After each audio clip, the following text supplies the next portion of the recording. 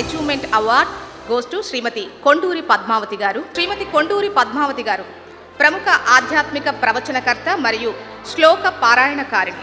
వీరు వివిధ ప్రసార మాధ్యమాల ద్వారా శ్రీమన్నారాయణీయం, సౌందర్య లహరి, శివానంద లహరి వంటి పవిత్ర గ్రంథాలను అర్ధ వివరణతో పారాయణం చేస్తూ ప్రసిద్ధి చెందారు. నవరాత్రులు, కార్తీక మాసాల్లో ప్రత్యేక పారాయణ బృందాలతో ఆధ్యాత్మిక సేవలు అందిస్తున్నారు. శారదాపీఠం శ్రీ శ్రీ శ్రీ విధుశేఖర భారతీ స్వామి వారి ఆశీర్వాదం పొందిన పద్మావతి గారు లలిత సహస్రనామ, వివరణాదేవి శరణ్ నవరాత్రి పారాయణ బృందాలకు సారథ్యం వహిస్తున్నారు. వారిని ఇవాళ మనం మాతృశక్తి 2026తో సత్కరించుకుంటున్నాం. కంగ్రాచులేషన్స్ మ్యామ్, మీకు మా అభినందనలు. ప్లీజ్.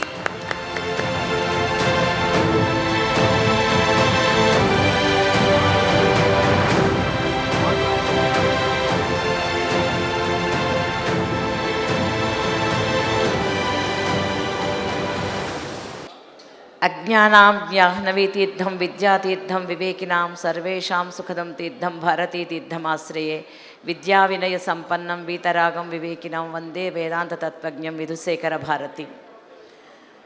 ఈరోజు ఇక్కడ అనేక మంది మహిళను వాళ్ళ యొక్క స్ఫూర్తినంతా కూడా గుర్తించి హెచ్ఎంటీవీ వారు, అలాగే యమున గారు, వీరందరి సారథ్యంలో కూడా చక్కటి అవార్డ్స్ని ఇచ్చి మా అందరినీ కూడా ఇంకా ప్రోత్సహిస్తున్నారు. సభను అలంకరించినటువంటి పెద్దలందరూ కూడా సమయం అయింది కనుక వాళ్ళు వెళ్ళిపోయారు కనుక వారికి కూడా నేను నమస్కారాలు తెలియజేస్తున్నాను. మనలో ఉన్న ఈ యొక్క స్ఫూర్తిని గుర్తించి మనందరికీ ఇన్ని అవార్డ్స్ ఆవిడ ఏర్పాటు చేశారు. ఇంతమందిని గుర్తించినందుకు ఆవిడకి ఎంత పెద్ద అవార్డు ఇవ్వాలి అసలు. ముఖ్యంగా ఆవిడికి అవార్డు ఇవ్వాలన్నమాట. మేము ఆ పని చేయలేకపోయాము అని నేను ఇందాక నుంచి అదే బాధపడుతున్నాను. ప్రతి వారికి కూడా అవార్డు ఇచ్చి వారిని గుర్తించి వారి భుజం తట్టి ఇంకొంచెం బాగా వాళ్ళని బాధ్యతాయుతంగా తయారు చేయడానికి ఈ అవార్డ్స్ని ఆవిడ చేస్తున్నట్లుగా నాకు అనిపించింది. వీరందరూ కూడా ఇంకా మీ కార్యక్రమాల్లో ఇంకా బాగా కృషి చేసి ఇంకా ఉన్నత స్థాయికి వెళ్ళాలని, అలాగే యమున గారికి అసలు ఇప్పుడు ఈ అవార్డ్స్ తీసుకున్న వాళ్ళు అందరూ కూడా అవార్డు ఇవ్వాలి. ఆవిడ అంత కష్టపడి ఒక ప్రోగ్రామ్ కండక్ట్ చేయాలి అంటే ఎంత కష్టపడాలి, దాని వెనకాల ఎంత కృషి ఉంటుంది, అదంతా కూడా మరి తను చేసి హెచ్ఎంటీవీ వారితో కూడా ఇద్దరు కలిసి చేశారు. చాలా బాగుంది. మనకి సనాతన ధర్మాన్ని యావత్ భారతదేశము కూడా వదులుకుంటున్న సమయంలో అమ్మ ఇప్పటిదాకా మాట్లాడారు అన్నమయ్య కీర్తనల గురించి. దాంట్లో భావాలని రుచి చూసి ఆ కీర్తనలని అందరూ కూడా చేయాలి అని చెప్పారు. అలాగే మనకి అనేక మంది వాగ్గేయకారులు మనకి అనేక విషయాలను అందించారు. వాటిని సనాతన సాంప్రదాయాలని, ధర్మాలని, హిందూ ధర్మాలని వీటిలన్నిటిని కాపాడుకుంటూ మనకి ఆదిశంకర్లు ఏర్పాటు చేసినటువంటి పీఠాలని, ఆ పీఠాలని ఎవరైతే పీఠాధిపతులుగా ఉండి మన ధర్మాన్ని, మన వేదాలని కాపాడుతున్నారో వారందరినీ కూడా మనము దర్శించుకుంటూ మన యొక్క కార్యక్రమాలని ఇంకొంచెం ముందుకు వెళ్తూ ఉండాలి. నాకు ఈ అవకాశం ఇచ్చి ఇటువంటి అవార్డు ఇచ్చినటువంటి యమున గారికి, హెచ్ఎంటీవీ వారికి కూడా నేను ఎప్పటికీ కృతజ్ఞతలు తెలియజేసుకుంటున్నాను. ఎందుకంటే మేమందరం ఏదో ఒక 10 మందినో 100 మందినో కూర్చోబెట్టి ఒక చోట పారాయణ చేసుకునేటటువంటి వాళ్ళం. మమ్మల్ని కూడా శక్తిమంతులుగా గుర్తించారంటే ఆవిడ ఎంత శక్తిమంతురాలో చూడండి, ఎంతమందిని గమనిస్తున్నారో. పెద్దవాళ్ళందరినీ గుర్తించారంటే బాగానే ఉంది. మేమేముంది, మామూలు సాధారణమైనటువంటి గృహిణీలం అన్నమాట మేము. అటువంటి గృహిణుల అందరినీ కూడా ఇంకా ఎంకరేజ్ చేసి, లేదండి మీలో కూడా ఒక శక్తి ఉంది, రండి మీకు కూడా ఒక అవార్డు ఇస్తామని చెప్పేసి పిలిచి ఇక్కడికి ఇస్తున్నారు.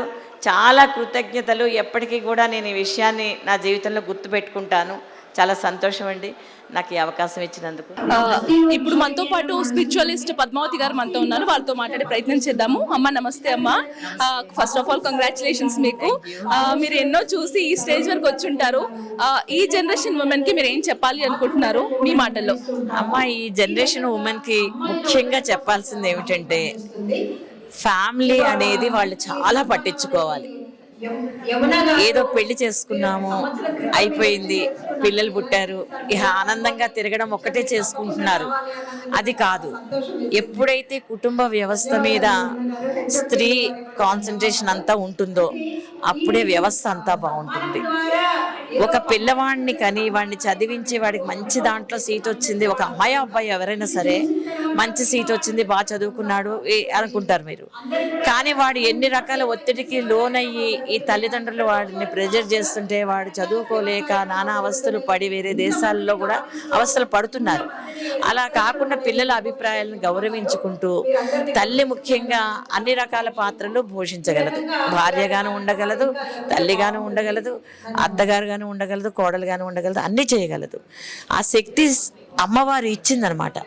దానిని వినియోగించుకుని చక్కగా అన్ని పాత్రలను పోషించుకుని పూర్వం నుంచి మనకు ఉన్నటువంటి సనాతన ధర్మంలో చెప్పినటువంటి విషయాలన్నీ కూడా, ఒక మహారాణి అయినా సరే సీతాదేవి ఎన్నో కష్టాలు పడింది, ఒక మహారాణి అయినా సరే ద్రౌపది ఎన్నో కష్టాలు పడింది.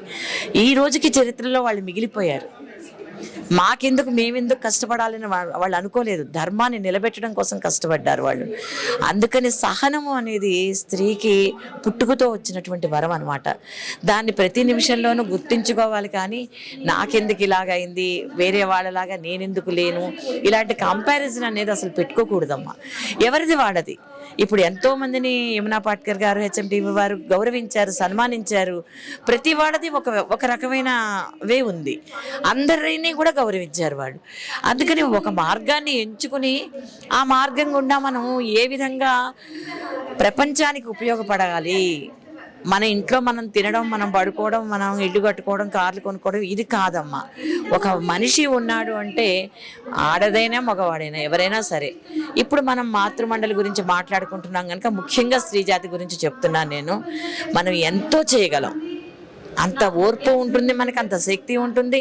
దాన్ని అందరికీ కూడా పంచిపెట్టి వ్యవస్థను కాపాడుకోవాలి. అంతేకాని ఈరోజు ఉన్నటువంటి వ్యవస్థలో స్త్రీలు సమానంగా లేరమ్మ. ఆ విధంగా ఉండకుండా పూర్వం నుంచి ఉన్నటువంటి చరిత్రనంతా కూడా తెలుసుకోవాలి. ఇవాళ రేపు 24 గంటల ఫోన్లు ఇంట్లో చేతుల్లోనే ఉంటున్నాయి కదా. ఒకసారి గూగుల్లో సెర్చ్ చేసిన విషయాలన్నీ తెలుస్తూనే ఉంటాయి మనకి. అందుకని ముందు కుటుంబ వ్యవస్థని కాపాడుకుంటే దాని వలన సమాజాన్ని మొత్తాన్ని కూడా గౌరవించగల శక్తి వస్తుంది పిల్లలకి. దాన్ని అందరూ కూడా తప్పకుండా పాటించాలన్నమాట. మనది మనకే అనుకుంటే ఎలాగా అవ్వదు. చదువుకుంటాం, ఉద్యోగం చేస్తాము, ఏదో జీవితాన్ని గడిపేస్తాం. అలా కాకుండా ప్రతి వాళ్ళలోనూ ఉన్నటువంటి స్కిల్స్ అందరికీ ఉపయోగపడాలి. దాన్ని అందరూ పాటించినట్లయితే అందరికీ సుఖంగా ఉంటుంది, వ్యవస్థ బాగుంటుంది, కుటుంబం బాగుంటుంది. ముఖ్యంగా తల్లిదండ్రులు పిల్లలు ఉన్నంతసేపు పిల్లల్ని ఎక్కువగా పట్టించుకోవాలి. ఏదో ఫోనుల్లో మాట్లాడుకోవడం, వాళ్ళ పనులు వాళ్ళు చేసుకోవడం, వీళ్ళు చదివారా లేదా అని పట్టించుకోకుండా ఉండడం అలా చేయొద్దు. తల్లులందరూ కూడా మంచి ఎడ్యుకేటెడ్ కనుక వాళ్ళ కాన్సన్ట్రేషన్ మొత్తం కూడా తప్పకుండా పిల్లల మీద ఉండాలి. ఒక మంచి సంతానాన్ని కనుక సమాజానికి ఉపయోగపడేటట్లుగా పెంచినట్లయితే ఇవాళ ఒక వెంకయ్య నాయుడు గారు లాగాను, ఒక మన ఏవిడు ఉన్నారు కదా యమునా పాట్కర్ గారులాను, ఇంకా అనేక మంది పెద్దవాళ్ళందరూ వచ్చారు. వారందరిలాగా సమాజ సేవకులుగా ఉండి కుటుంబాన్ని కూడా చూసుకోగలుగుతారు. థ్యాంక్ యూ అమ్మ, చాలా చక్కటి విషయాలు తెలియజేశారు. Thank you so much. And మీకు అడ్వాన్స్ గా హ్యాపీ ఉమెన్స్ డే అమ్మ. థ్యాంక్ యూ అందరికీ, మీ అందరికీ కూడా happy women's day. Okay, thank you.